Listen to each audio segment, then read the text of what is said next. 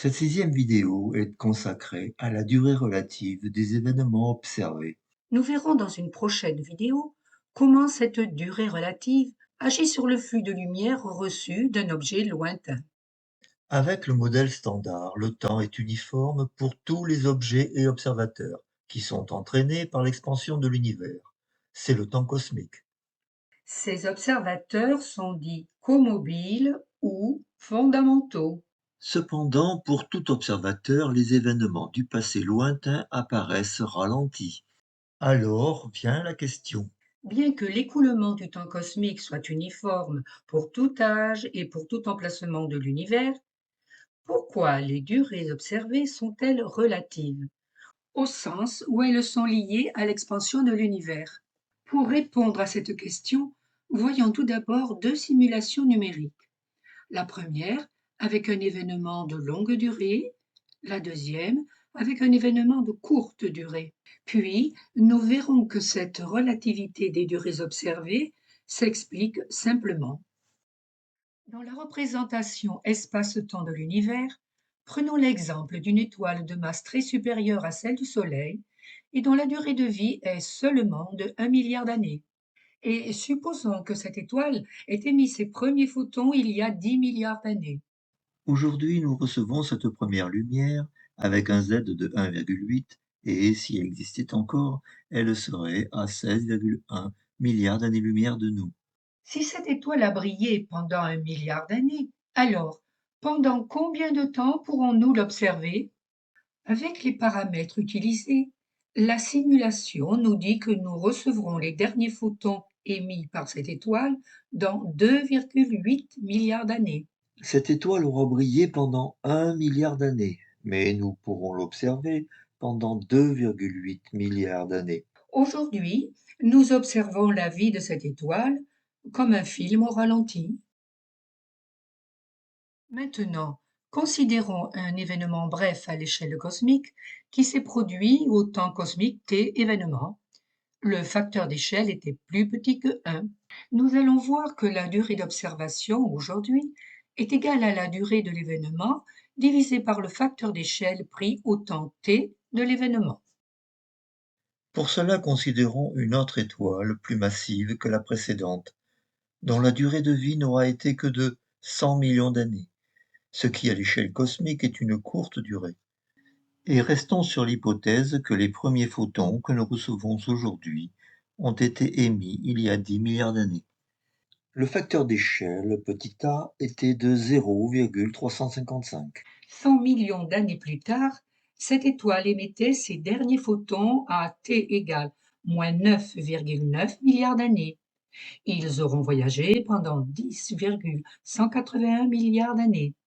Donc, nous les recevrons dans 10,181 moins 9,9 égale 0,281 milliards d'années, soit 281 millions d'années. Et on constate que la durée d'observation est égale à la durée de l'événement divisée par le facteur d'échelle de l'univers au temps cosmique t de l'événement. Ainsi, la simulation nous donne ce résultat entre la durée d'un événement bref et celle, aujourd'hui, de son observation. Essayons d'en donner une première explication très simple. Nous observons les événements par les ondes électromagnétiques qu'ils génèrent. Supposons un événement bref qui génère une onde monochromatique de durée delta TE au temps TE. Le facteur d'échelle de l'univers est A de TE. Lors de l'observation au temps T observation, le facteur d'échelle est A de T observation. L'expansion de l'univers a étiré l'onde dans le rapport des facteurs d'échelle. Et donc la durée de l'observation est égale au rapport des facteurs d'échelle multiplié par la durée de l'événement. Et si l'observation se fait aujourd'hui, A de T observation est égal à 1 et on retrouve le résultat de la simulation. Voyons de plus près cette explication avec le diagramme espace-temps de l'univers. Pour cela, nous allons utiliser la propriété suivante. Dans un univers en expansion, localement, la vitesse de la lumière est égale à c. Localement étant défini comme un intervalle de temps cosmique delta t suffisamment petit pour lequel le facteur d'échelle A de t puisse être considéré comme constant. Dans ce cas, la distance parcourue par la lumière sur l'intervalle ΔT sera d égale c fois ΔT.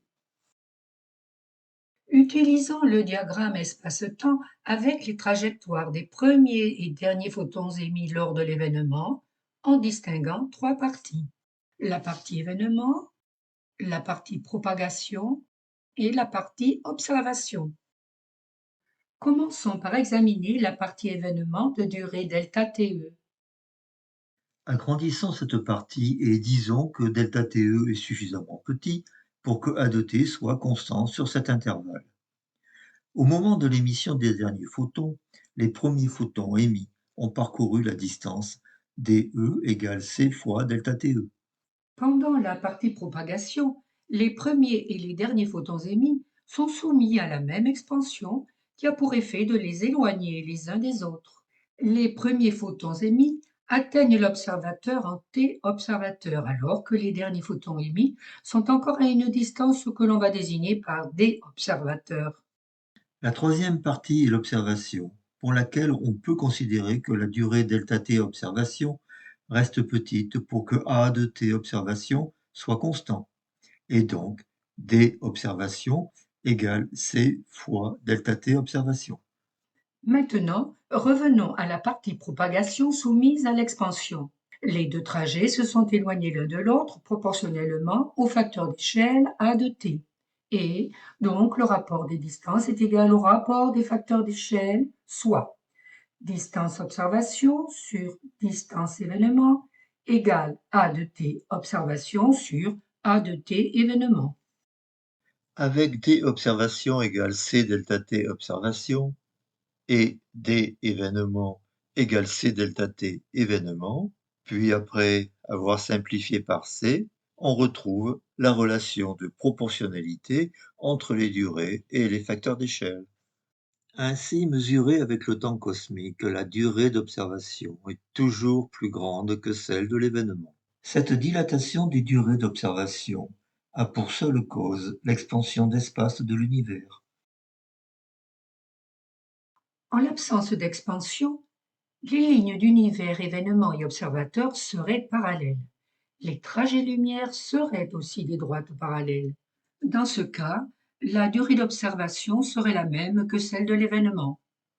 C'est par exemple le cas aujourd'hui pour des observations de temps de regard arrière petits à l'échelle cosmique et pour lesquels les effets de l'expansion peuvent être négligés. Dans le cas où A de t ne peut pas être considéré comme constant pendant l'événement et l'observation, il n'existe pas de solution analytique. C'était le cas avec le premier exemple de cette vidéo. Il faut alors faire appel à l'intégration numérique en segmentant les durées événements et observations en intervalles suffisamment petits pour lesquels A de t peut être considéré constant. Résumons. Mesurée avec le temps cosmique, horloge commune à tout événement et à tout observateur, l'expansion de l'univers entraîne une dilatation des durées observées. C'est la dilatation temporelle cosmologique. Pour des événements brefs observés aujourd'hui, cette dilatation s'exprime simplement en fonction du facteur d'échelle pris au temps t de l'événement. Cette relation se généralise si l'observation est faite à un âge quelconque de l'univers. Pour des événements longs, la dilatation des durées d'observation ne peut pas s'exprimer simplement. Il faut faire appel à l'intégration numérique. Notons que cette dilatation du temps est aujourd'hui observée. Voir par exemple l'article daté de juillet 2023 paru dans Nature Astronomy. Detection of the cosmological time dilatation of high redshift quasars.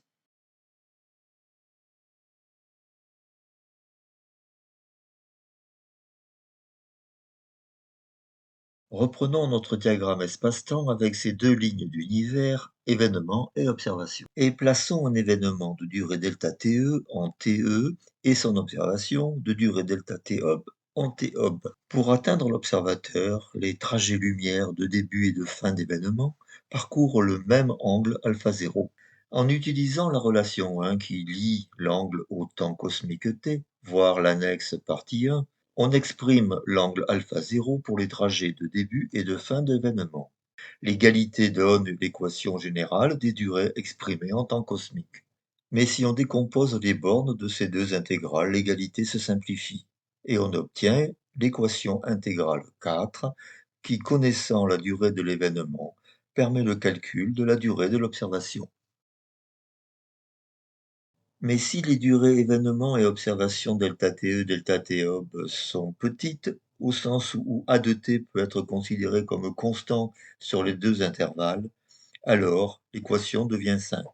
Ainsi, dans le cas général, pour des événements de courte durée au sens cosmique, la durée observation est égale à la durée événement multipliée par le rapport des facteurs d'échelle observation sur événement. Et dans le cas d'une observation, aujourd'hui, A observation étant égal à 1, la durée de l'événement observé est égale à la durée de l'événement divisé par le facteur d'échelle pris au temps t de l'événement.